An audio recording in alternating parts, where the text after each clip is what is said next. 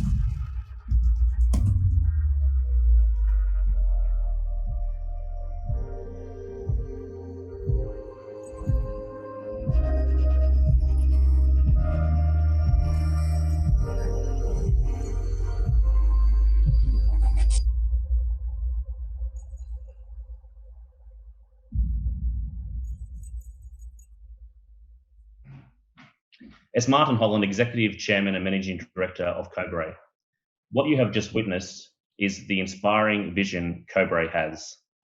Without significant exploration, you don't have new discoveries.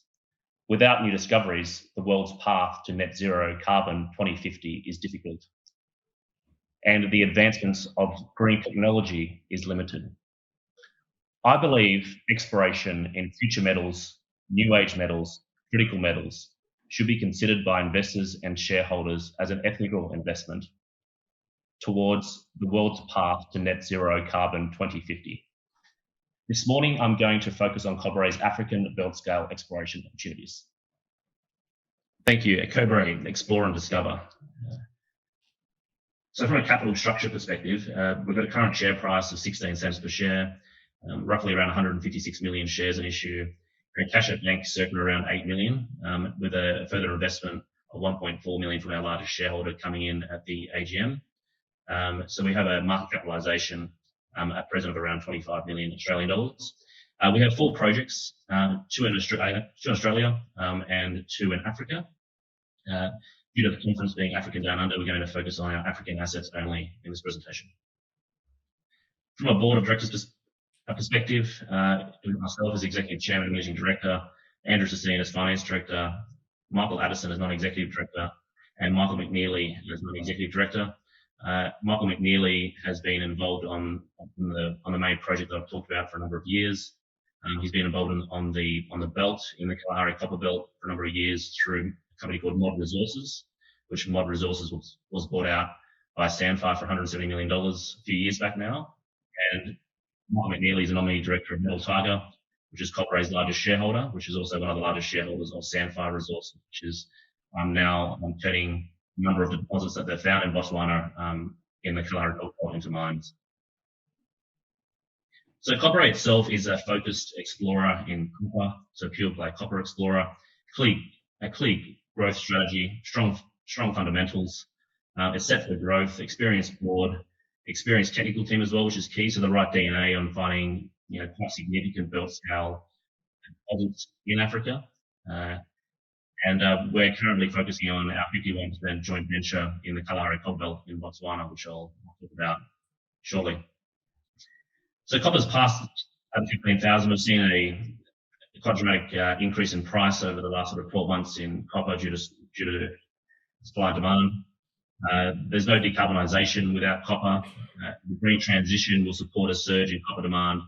The copper market is unprepared for this critical role, and sticky supply threatens to deplete copper stocks by mid-decade. So focusing here in Botswana, so unlocking the prolific Kalahari Copper Belt. There was a joint venture that was entered in April of this year between Cobre and Metal Tiger. So it's 51% Cobre, 49% Metal Tiger in a joint venture. The Kalahari Copper Belt is regarded as one of the world's most prospective areas for yet to be discovered sedimentary hosted copper deposits by the US Geological Survey. So it's obviously a great place to be exploring for large sedimentary hosted copper deposits. We've just approved a couple of months ago now a 7,000 metre drilling program as the first exploration for our joint venture. Our ground, which is Kalahari Metals Limited, land holding is along strike 2 major development projects. So Kubrick Kenyon's high-grade Zone 5 silver copper deposit and Sandfire's T3 copper-silver deposit. Importantly, strong investment from both the business sector in mine development and also government in power infrastructure aimed at opening up the Kalahari Cobalt area of Botswana. And the drilling that we're doing at the moment has been ongoing for the last couple of months. So diamond drilling and RC drilling is underway on our project, which I'll talk about shortly. So the future of the Kalahari Cobalt. So could there be a tier 1 discovery left to be found? So the belt is largely underexplored. So the Kalahari Cobalt remains immature in terms of discovery of metal endowment. Most deposit types are traditional limb hosted on the main redox contact, with the T3 and A4 discoveries presenting a newer category of not traditional limb hosted deposits, which is very important to understand. So more of this nearer surface, open pittable, high grade copper that has been discovered in the area. And advancements in geophysical techniques and geological understanding, and particularly structural interpretation, could be the key to unlocking the full metal endowment of this belt, which we're quite excited about as a company. So from a deposit perspective, you can see here that T3, A4 and T1, they're looking at 5.2 million tonnes of per annum of throughput. And then further up, you've got the other projects, which is 168 million tonnes at 2% copper and 27 grams of silver for a 4.5 million tonne per annum year throughput. So this area is really starting to advance, and you're going to have 2 operating mines here over the next period. So Kalahari Metals, as an overview, which Cobre owns 51% of, we are now the second biggest license holder in this district outside of Sandfire. So again, like a really belt scale opportunity here we have, which gives us a very strategic positioning on this new up and coming belt in Botswana. So from an exploration perspective, we're targeting sediment-hosted copper-silver deposits similar to that as our neighbours. We have a large land holding, but we've done extensive amounts of exploration today. So we spent 5.7 million on geophysical surveys, soil sampling, drill target development, successful proof of concept drilling, and current drill programs. And the exploration program for 2021 focuses on first pass drill testing of these structural targets which have been designed. So drill testing is currently ongoing with multiple rigs. I think at one point we had 5 rigs drilling on our current project area. So a lot of news flow to come out of this area. So the Kitlani East project, the 2 names that we have is Endurance and Perseverance.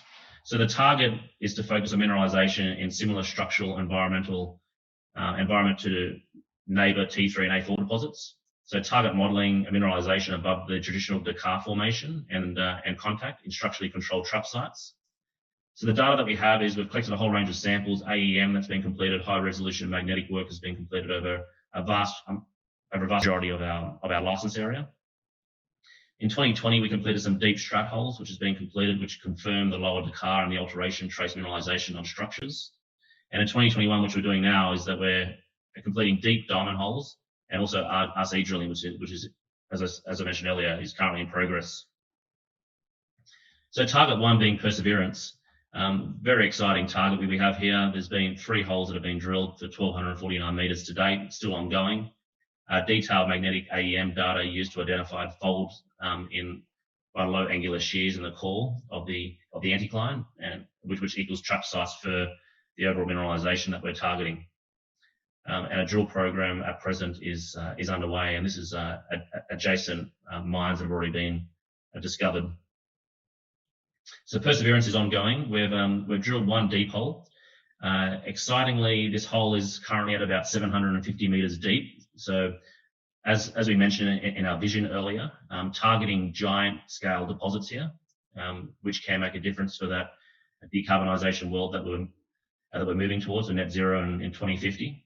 But importantly, we have found our first sniff of copper at just above the contact zone. So we're expecting to hit the contact over the next sort of 100 meters.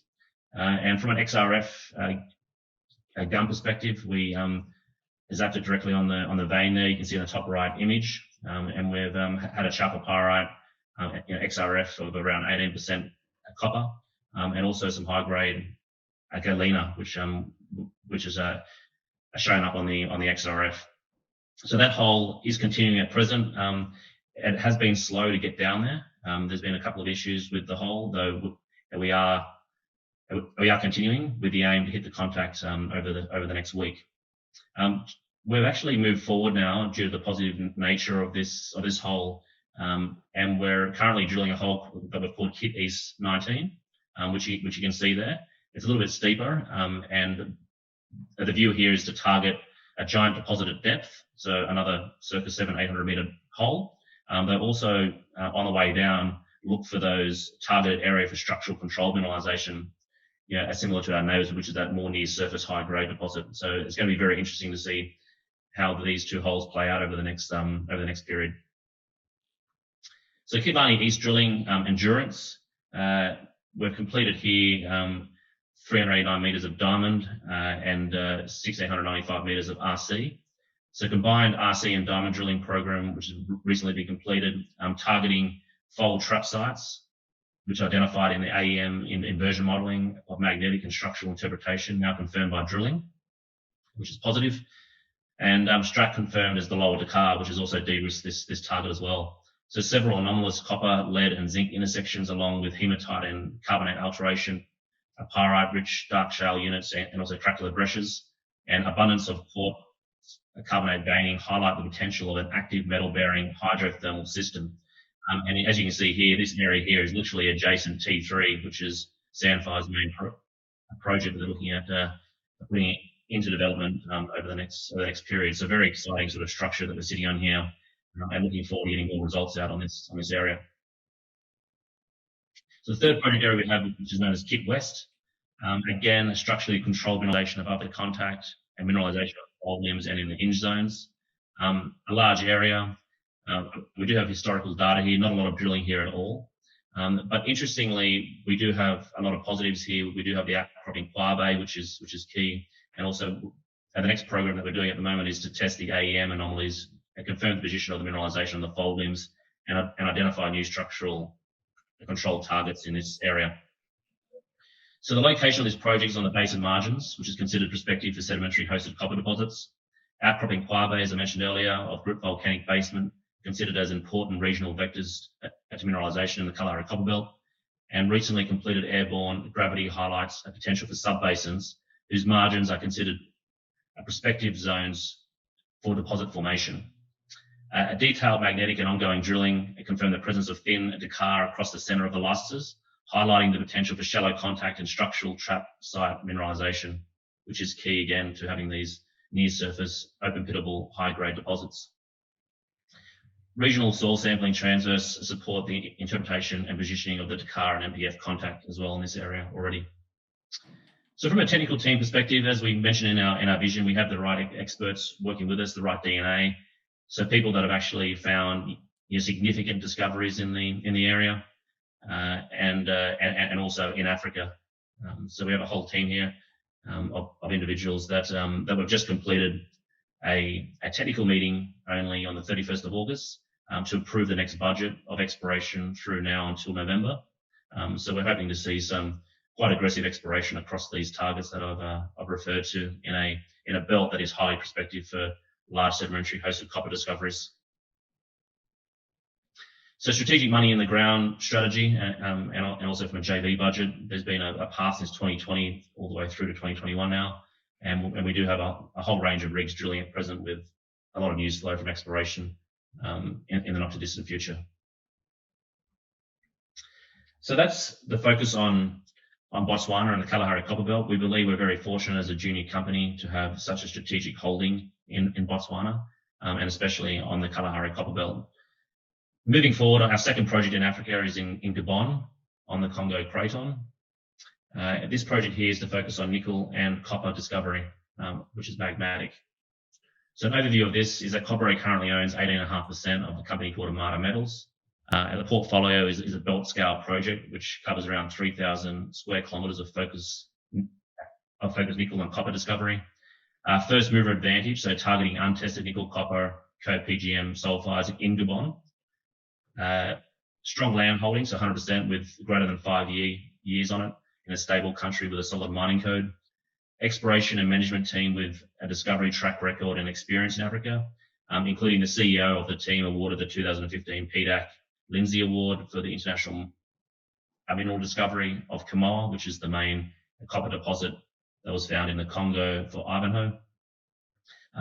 There's currently drill-ready targets, key surface and subsurface indicators of magmatic nickel-copper ore formation, and again, aligned with Cobre's vision, a belt-scale multi-project opportunity in a stable jurisdiction with solid extractive industry knowledge here.